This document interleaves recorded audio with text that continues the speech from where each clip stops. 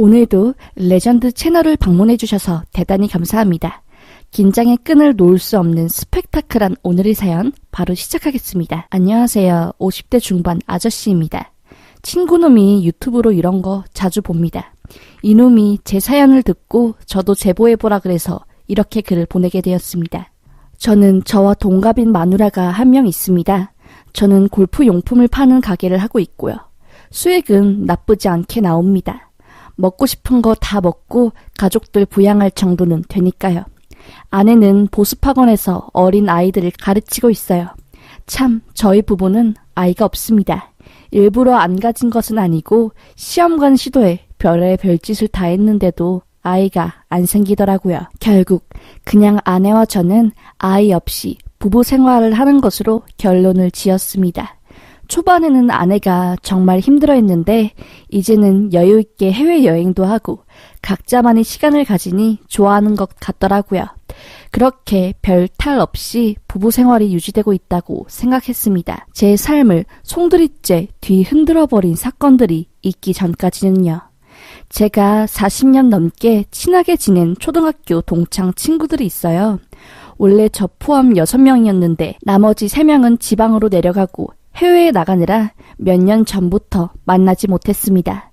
그렇게 저와 가장 친하게 지낸 남자놈과 여자 1명, 그리고 저까지 1년에 2번 정도 만났지요. 한 번도 동창 모임에 아내를 데려간 적은 없었는데 어찌저찌 기회가 되어서 아내를 한 번 데려간 적이 있었습니다. 동창 중에 남자 녀석은 이혼해서 아이들을 아내가 데려갔고 무슨 이유인지 여자 동창놈은 결혼을 아직 안 했습니다.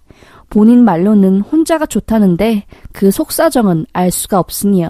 여튼 그렇게 저와 아내 그리고 동창 2명과 함께 곱창집에서 만나 수다를 떨었습니다. 각자가 다 사연이 있는 인생들이라 제 와이프와도 참 말이 잘 통하더라고요. 그 자리에 있던 여자 동창 녀석과 정말 친해졌습니다. 저도 보기 좋았지요. 그런데 그날 이후부터 아내가 여자 동창을 따라서 교회를 나가더라고요. 뭐 친해졌으니까 여자 동창이 자기가 다니는 교회에 전도를 했나 보다 생각했습니다. 그런데 언제부터인가 새벽 기도를 나간다면서 새벽마다 집을 나가는 겁니다. 처음에는 좀 오바다 싶었지만 그러려니 했습니다. 그런데 저를 화나게 한 것은 아내가 새벽 기도를 나갈 때마다 화장을 진하게 하고 나가는 겁니다. 그때부터 저의 의심은 시작되었죠. 왜 이렇게 화장을 진하게 하고 나가냐? 무슨 교회에 가는데 그렇게 꽃단장을 하고 나가냐? 라고 해도 아내는 무슨 상관이냐면서 내 맘이라고 하며 말을 피하더라고요. 저는 아내에게 남자가 생겼다는 것을 확신했습니다. 뭐랄까, 아내가 굉장히 까칠해지고 예전과는 변했다는 느낌이 강하게 들었던 것이었죠. 그래서 나를 잡고 새벽 기도를 간다는 아내를 뒤쫓아갔습니다. 그런데 정말로 아내는 교회 앞에서 여자 동창을 만나서 함께 새벽 기도를 하러 들어가더라고요. 순간 죄책감이 들었습니다. 진짜 순수한 마음으로 새벽 기도를 가는 아내를 내가 괜히 의심한 건가 싶었지요. 아내에게 말해봤자 아내는 말을 피할 것이 뻔했기 때문에 여자 동창에게 전화를 걸어서 이런 저의 걱정들을 전부 말했지요. 아내가 새벽 기도를 가는데 화장을 해서 도통 이해가 안 간다고 말하면서요. 그러자 여자 동창이 말하더라고요. 새벽 기도하는 목사님이 여자 목사님이다. 그런데 그 목사님이 아무리 새벽이라도 하느님 만나는 자리에 깔끔하게 씻고 정갈하게 와야 한다. 몸과 마음을 전부 깨끗하게 단장해야 한다. 라고 말씀을 하셨다네요. 그 이후로부터 아내는 새벽 기도 가기 전에 깨끗이 씻고 화장을 한 후 간 거였고요. 괜히 아내를 의심했나 싶기도 하고 그런 제가 참 미워졌습니다. 그런데 저희 이 생각을 후회하게 만든 사건이 터졌습니다. 살다 이렇게 뒤통수를 세게 맞은 일은 처음이었습니다. 어느 순간부터 아내한테 소름 끼치는 향수 냄새가 났습니다. 아내한테 나는 향수 냄새가 남자들이 뿌리는 향이었지요. 그런데 그 냄새가 저희 40년 남자 동창이 뿌리는 향수 냄새와 똑같은 거였습니다. 저는 속으로 설마 아닐 거야 라고만 외쳤지요. 아내한테 왜 너한테서 남자 향수가 나냐고 물어보았지요. 뭐 그러자 백화점에서 향수 구경하면서 뿌려봤는데 그런가 보네 하면서 얼렁뚱땅 넘어가더라고요. 다행히 제가 언급한 이후부터 그 향수향이 안 났습니다. 그래도 저희 찝찝한 마음은 숨길 수 없었지요. 그런데 한 새벽 1시쯤 아내가 자고 있는데 아내의 핸드폰에 진동이 울리는 겁니다. 아내가 자는데 방해될까봐 그 전화를 끊으려고 아내의 핸드폰을 짚는 순간 깜짝 놀랐습니다. 아내의 핸드폰으로 걸려온 전화는 저장된 번호가 아니었는데 그 번호 뒷자리가 너무 익숙한 겁니다. 그래서 제 핸드폰에 그 번호 뒷자리를 검색해봤지요. 그 남자 동창과 뒷자리가 똑같았습니다. 이상하게 가운데 번호는 달랐고요. 새벽에 걸려오는 전화에 저는 뭔가 심상치 않음을 느꼈습니다. 저는 그 전화가 끊어지자마자 아내의 핸드폰을 열려고 했는데 잠금이 걸려있더라고요. 죄책감이 약간 들긴 했지만 자는 아내의 손가락으로 지문을 풀고 아내의 핸드폰을 보았습니다. 카카오톡을 여는 순간 저는 정말 입을 다물 수 없었습니다. 40년 지기 초등학교 동창과 아내가 바람이 난 거였습니다. 그리고 아내가 바람피는 걸 뒤봐주고 제가 의심하지 못하게 조력해준 사람이 바로 그 미혼 여자 동창이었던 것이었습니다. 아내가 새벽에 교회에 가는 것은 새벽마다 그 남자 동창을 만나려는 사실을 숨기기 위해 꾸민 거짓말이었습니다. 그리고 제가 새벽교회에 나가는 아내를 미행했던 그날이 정말 대박이었습니다. 아내는 제가 아내를 미행하는 사실을 눈치챘었고 그 사실을 여자 동창에게 말하고 SOS를 친 것이었습니다. 그래서 여자 동창이 교회 앞에서 제 아내를 기다려주고 같이 교회에 들어가고 저에게 감쪽같이 거짓말을 친 것이었죠. 손가락에 힘이 빠지고 온몸에 있는 피가 다 빠져나가는 것 같았습니다. 도대체 어디서부터 어떻게 잘못된 것인지 감히 짐작할 수가 없었지요. 예전 카카오톡 메시지들은 다 지웠는지 비교적 최신 카카오톡 대화 내용들밖에 없었으니요.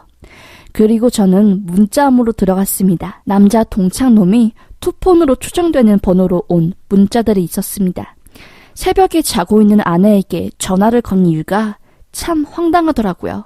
자기 오늘 너무 꼴리니까 30분 일찍 우리 집에 오라는 이야기였습니다. 미쳐버린 개놈 자식. 욕이 그냥 입 밖으로 나왔습니다. 자고 있는 아내를 깨워서 소리치고 싶었지만 저는 조용히 차키와 외투를 챙기고 그 동창놈 집으로 갔습니다. 아주 죽도록 패주려고요.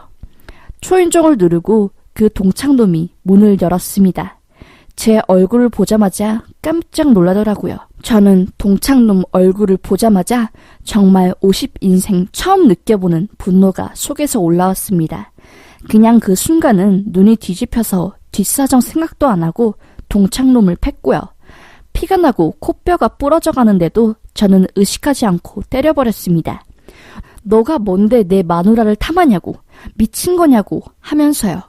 분이 풀릴 때까지 때리고 마지막으로 침을 콱 뱉은 뒤 저는 바로 그 여자 동창 집으로 향했습니다. 띵동 띵동 초인종을 계속 눌렀는데도 안 나오더라고요. 자고 있었겠지요. 한 10분이 지나자 부스스한 얼굴로 문을 열더라고요. 저는 여자고 뭐고 눈이 뒤집혀서 그냥 그 여자 동창 귀 싸다구를 갈겼습니다. 여자 동창은 갑자기 뭐하는 짓이냐고 경찰에 신고할 거라고 했지요. 저는 말했습니다. 너가 어떻게 나를 배신할 수 있니? 우리가 같이 알고 지낸 40년 세월은 장난이었니? 다른 사람도 아니고 어떻게 너가 그럴 수 있냐고 라고 했습니다. 그러자 여자 동창은 너 다 알고 온 거야? 아니, 다른 게 아니라 오해야. 나도 환교랑 너 아내랑 만나고 있다는 사실 알고 깜짝 놀래서 말렸어. 그런데 조금만 시간을 주면 마음 정리한다고 하길래 알겠다고 하고 나도 기다린 거지. 일부러 그런 게 아니라고 하더라고요. 솔직히 제 귀에는 말도 안 되는 변명으로 들렸습니다. 그냥 미혼인 그 여자 동창이 열등감으로 한 가정을 파탄내려고 사주한 거로밖에 이해가 안 되었지요. 그렇게 저는 다시 집으로 가 자고 있는 아내를 흔들어 깨웠습니다. 그냥 아내에게 화내는 것도 지쳐서 당장 나가라고 소리쳤지요. 여행용 캐리어에 아내 짐 몇 개를 그냥 쑤셔 넣은 뒤 잠옷바람으로 자고 있던 아내에게 그 캐리어를 쥐어주며 꺼지라고 했습니다. 친정으로 꺼지던 그 남자한테 꺼지던 알아서 하라고 했지요. 아내가 집에서 나간 뒤 그제서야 저는 온몸에 힘이 쫙 빠지더라고요. 긴장하고 굳었던 몸이 풀리면서 그냥 목 놓아 울었습니다. 한 이틀은 가게에 나가지도 못하고 밥도 못 먹고 폐인처럼 누워 있었습니다. 정말 이대로만 있으면 죽을 것 같았지요. 계속 가게에 나오지 않는 제가 걱정되어 직원이 가게로 찾아왔고 저는 직원이 도움을 받아 병원에 갔지요. 병원에 가서 수액을 맞고 조금 정신이 들어 그때부터 이혼 전문 변호사를 찾아가 소송 준비를 시작했습니다. 상간남 소송과 위자료 소송, 그리고 이혼 소송까지 전부요. 거의 한 달을 직원에게만 가게를 맡기고 저는 쉬면서 소송 준비를 했지요. 그 상간남과 여자 동창이 저를 폭력으로 고소했더라고요. 뭐 상관없었습니다. 그까짓 벌금 몇백 내면 그만이지요. 그렇게 기나긴 소송이 시작되었습니다. 긴 시간 끝 아내와 이혼을 했고 그 상간남에게도 위자료를 받았지요. 물론 저도 소송 걸린 건에 대하여 벌금을 내고 법적인 처벌을 받았습니다. 소송 과정에서 알게 된 사실은 그 남자 동창이 이혼한 이유가 본인이 바람을 펴서 이혼했더라고요. 저한테는 마누라가 바람 펴서 이혼한 거라고 거짓말 쳤었는데 참 한 번 바람핀 놈 고칠 수 없다는 말이 이 말이었나 봅니다. 너무 허무하고 힘들었지요. 지금 글을 쓰는 순간도 참 힘들고 그때 당한 배신감이 아직도 꿈에 나올 정도로 견디기 힘듭니다. 그래도 지금은 처음보다 많이 나아져서 심리상담과 일을 병행하며 삶의 균형을 맞추어 나가고 있습니다. 여러분들도 저와 같은 일 정말 절대 겪지 마셨으면 좋겠네요. 제 사연은 여기까지네요. 라는 사연이었습니다. 글을 읽는 내내 사연자분에게 감정이입이 되어서 저도 정말 화가 났습니다. 정말 힘든 시간 잘 이겨내셨습니다. 사연자님, 앞으로도 헤쳐나가야 할 힘든 일들이 있으실 텐데 그때마다 레전드 채널이 응원하겠습니다. 같이 힘냅시다.